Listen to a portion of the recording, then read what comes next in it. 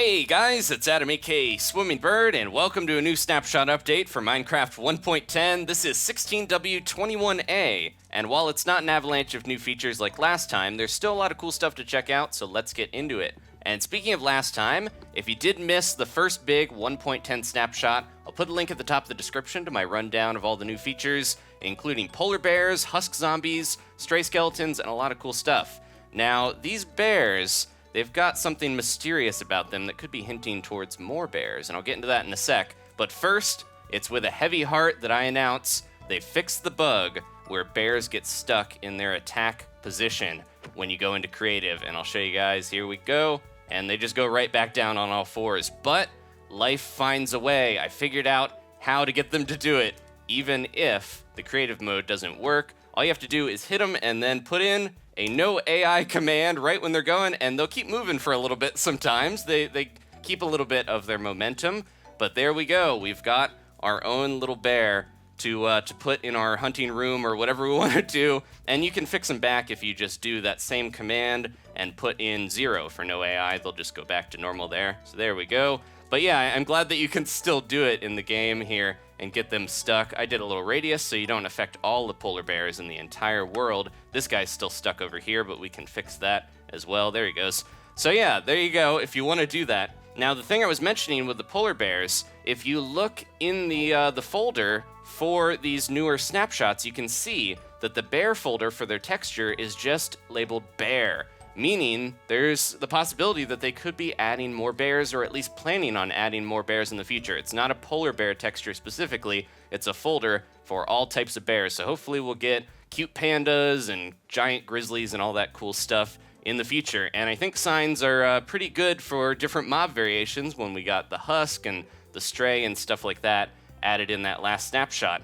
And another thing, Jeb, the lead developer, was mentioning he was having some frustration with his texture making program, so maybe he is working on new bear textures. Now, before we get into all this new stuff, I did want to mention a few things that slipped through the cracks from the last snapshot. A couple little bits of important info, and not all of it's going to be found immediately, so it makes sense that we're not going to find all of it the first day it comes out or anything. Now, husks and strays, the two new types of mobs that we just got added in here, they have a few other features that I missed in that last video. So 80% of zombies that spawn in desert biomes, as well as their variants, will be husks. But the interesting thing is that all of the zombies that spawn underneath any blocks, like if a zombie was to spawn in a desert, under an overhang, or under a block where they couldn't see the sky, they will always be a normal zombie or a zombie villager. They'll never be a husk. So the ones underground, you're not going to see the husks as much. And the same thing applies to the stray skeletons. He got under one of my blocks floating up there. I was like, why aren't you on fire? The same thing applies. The stray skeletons are 80% of skeletons in ice biomes and ice plain biome variations and stuff like that. And if they don't have a view of the sky, they won't be the strays. They'll just be normal skeletons. And I'm going to show you guys a little clip here. This is pretty interesting. I didn't notice this hidden little feature. There are zombie villages now. And this seed and coordinates, I have to say thanks to Mr. Simba on Reddit. I'll put a link in the description to his post as well. He gave the coordinates and seed for a zombie village. Now, these will happen 2% of the time when a village loads in, when it first, generates in. And you can find in the NBT tags to change your villages into it. It's basically a village where all of the villagers are zombies. There's no doors, no torches. Perfect for the zombie villagers to just roam around. If you do find it during the day, they'll probably burn up, and they won't stay in there forever. They will despawn like normal zombies. But it's kind of cool. It gives a weird, grim variation on the village where something went wrong and the zombies took over before you could even get in there and help. And that's pretty much it for the features we did miss last time. I'm going to go a bit into the structure blocks in a second. In this new snapshot, though, they have changed a few things with villages. We were just talking about villages. The blacksmith in villages now, in all the different types, is a little different looking. It's got more cobblestone around, and if you watched that last video or you played in the last snapshot, you probably saw the blacksmith in some of the new villages like the taiga and the savanna variations. They would burn pretty much the entire village down because they were not secure with their lava at the blacksmith. If they had a blacksmith, it would just, spread fire and destroy. But here we go. This is the same village I showed last time, and you can see it's a little different looking now. They've made sure this lava won't spread, and there's a weird bug with the lava right now where it looks like blood, and we'll go into that in a second too. But yeah, so the village is a little more secure. You don't have to worry about blacksmiths just destroying these villages, and it even applies to older ones as well. So we have a normal plains village here. It's a little weird with all the cobblestone. I'm not used to it yet, but it's going to make sure that these guys don't, get burned out of house and home. So it's a good, nice change there. Now, if we go to the nether, you guys can see there's a rendering issue right now with the lava, and it's pretty crazy looking when you see a ton of it. It looks like blood.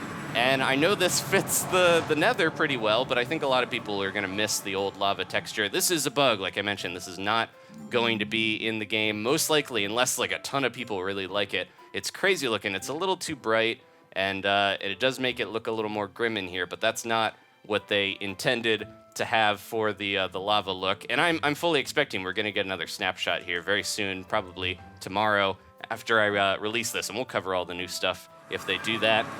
Now, speaking of the nether, those magma blocks that we got, they were supposedly gonna fix the pathfinding issues with mobs, and I can show you here. They're not supposed to walk over these because they do take damage, but it doesn't seem like it's really working too well because they're just gonna wander in even if there's not a sheep to chase after, that wolf will just kind of wander in, and I can put, a villager down here. He'll wander around into it, even if he's not being chased by a husk or a baby husk. There's a rare spawn there.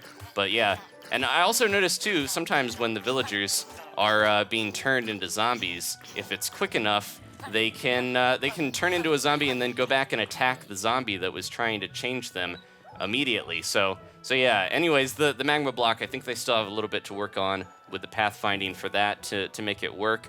And something else about the wolves, there was a bug fix that basically made it so wolves will not despawn anymore because they are neutral mobs. And Jeb even said they were going to do it with ocelots as well, but ocelot, they're basically monsters in the way that they spawn. They continuously spawn all over, and they have to despawn when they're inactive, or else jungles would get so laggy. If you guys have ever had a jungle biome without trees, you can see tons of ocelot spawn. But the wolves themselves, those, the original pets, they will not despawn. So that's a nice little feature. It's going to be easier to find these guys. You won't, have them hiding in the trees and disappear before you can locate them. So that's a good fix. Now, the fishing rod got a bit of a buff. You can use the fishing rod to grab stuff in the past, and I'll feel bad about doing this, but you can, there we go. He didn't take any damage. It's okay. You can pull entities and stuff, but now you can pull items as well. So I can just fish this clock right back over to me. So I'm sure map makers are going to find use for that. Also, if you're mining around bedrock and you drop like a diamond or something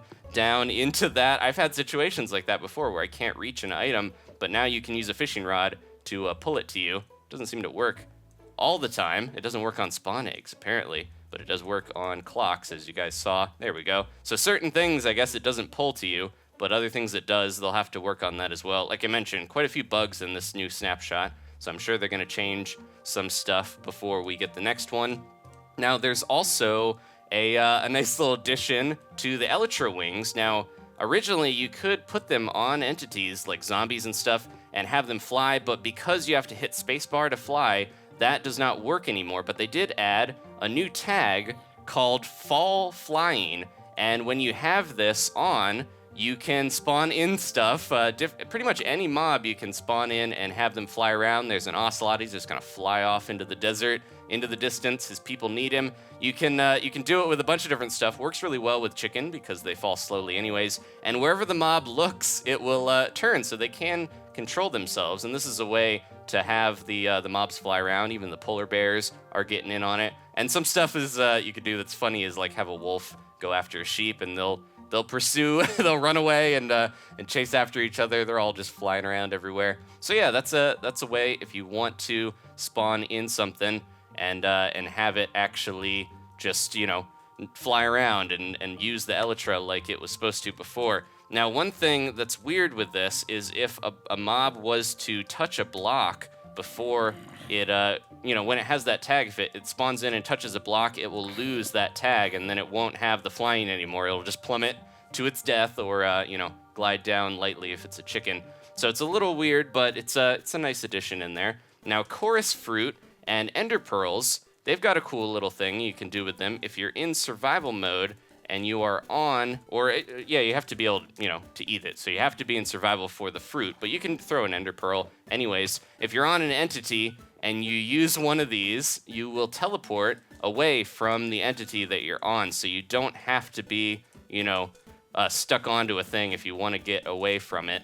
And I can't quite reach my horse. He's too high up in the air. We talked about the tags that you can put on different mobs to make them fly around, and that was something that I did with this horse here. So if I eat this chorus fruit, I'm going to teleport away, and my horse is going to stay where they are in the air. There we go, get rid of that rain.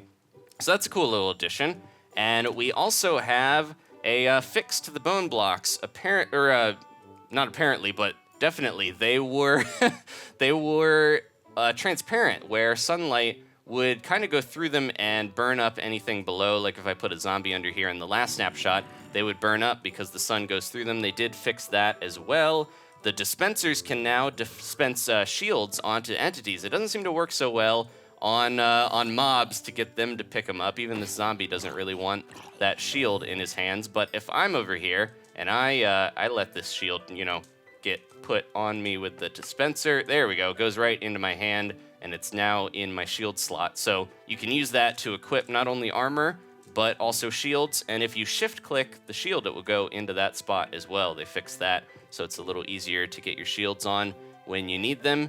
Now, the end portals, previously if you tried to activate one and there were blocks inside here, it would not work, but now you can do it, and there we go, it erases all of the blocks that were in there, so it's not going to be, held up by anything. They are a little finicky, but they fixed that, so they're a little easier to activate.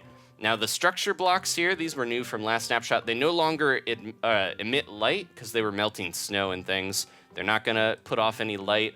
And one thing that I didn't quite understand when I was first going through that last snapshot, I'll admit, I didn't realize how the void, the structure void worked, really. I thought it was like a way to hold up different sand blocks and things, but it's actually a way to make sure when you spawn in a structure, it can merge with the existing terrain. So I've got this down here. This is just a normal end portal with no void blocks, and if I load this in, it will replace all the blocks around here. But I have another one over here that has those void structure, or the structure voids in there, and if I load it in, you can see it kind of fuses in with the terrain where those structure void blocks were put, and this is where I put them, in these 4 little spots. So this is a way, basically like the fossils that we just got last time, that the terrain can meld in with your structures, so they'll kind of look like they're buried. And another thing that was added that is also very similar to the fossils, and I'll get rid of this so that you guys can see when I load it in. If you want to go into load, there's a few new little additions on the structure block. There's now integrity and seed. So integrity, this is basically a percentage. Say I put in 0.5. That means that 50% of the blocks are not going to pop up when I load this in. And you can even assign this a seed. So just pick like a random number, and when I load this in, it's going to have that every time. So let me do a fresh thing here by getting rid of this. And then load it in, it looks like this with this seed with 50% of the blocks. And if I get rid of it and try it one more time, you can see because I assigned a seed to it, it's always going to load in the same way. But this is basically how the fossils load in underground when you find them naturally, how they are missing a few blocks sometimes, or they've got dirt and stone and stuff interspersed with the fossil blocks. So there we go. Had to make sure you guys knew, the structure voids have a different use, and that's what they're intended for. But we also have the new integrity and shield or seed stuff that you can do. So if you do something, 90% or whatever, it's going to load in with a lot more of the blocks, but it's still missing a few. So that's a nice little feature for anyone who's interested in using the structure blocks. Now, mine carts over here, they are a lot easier to get an entity stuck in them. This was a bug before where entities would not go in them very easily. I encountered this when I was working on my my last Dragon Boy episode. Could not get cats to get into these carts unless they were falling into them.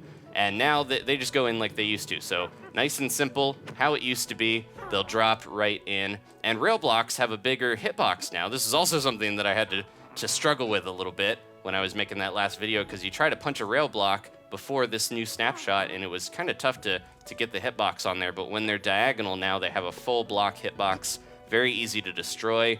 Now, a few different entities were not working well with boats, and I'll show you guys over here. Let's plop a witch down into a boat. There we go. And I'll go into survival mode. Hopefully that other witch won't get me. So witches, along with a few other entities, should be able to, there we go, hit me with a potion.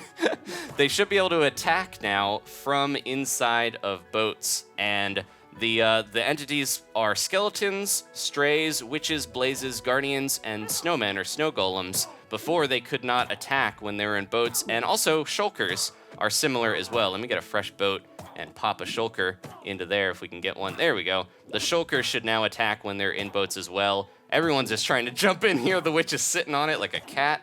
All right. So yeah, they're fixing a lot of little bugs and things like that.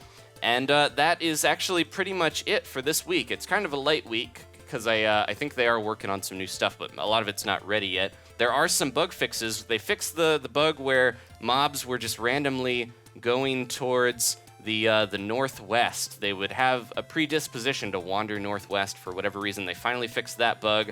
The structures were not saving quite properly in the last snapshot, but they did fix that. And then also those mine shafts that would generate surface level in mesa biomes were generating in plains and different areas. I mentioned that last time. They fixed that as well, so they're only in mesas. Thank you guys so much for watching. Cross your fingers. I hope we're getting other types of polar bear or bear variations, and hopefully some new mobs as well along the way. 1.10 is just getting started, so I will you guys can smell me later. I got the stinky stink. Thanks for watching, guys. Please leave a like if you enjoyed this, and I'll see you next time for some more Minecraft Snapshot updates. Maybe subscribe if you haven't. I'll see you then. Goodbye.